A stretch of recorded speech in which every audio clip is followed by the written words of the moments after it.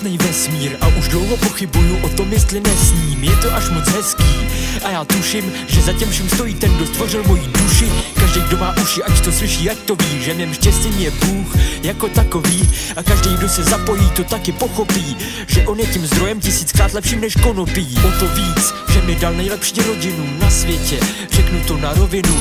Stejně slušně přehrál mou druhou polovinu. Odteď moje srdce už nikdy nebude ve stínu. Žiju v míru a pokoji, obklopený radostmi, dokážu se radovat i z maličkosti.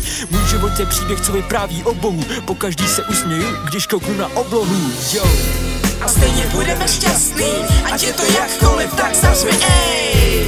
A stejně budeme šťastný, bez radosti je život prázdnej. My navždy zůstaneme šťastný, chcem slyšet odezvu, tak zařvi ej. Budeme šťastný, my budeme šťastný, každý je šťastný, tak zařvi ej. Raz, dva, v tomhle jsem jasná. Když pít je jak má, tak pak jsem šťastná. Nedělat punchlines by byla sebevražda. Teďka ti dám touchdown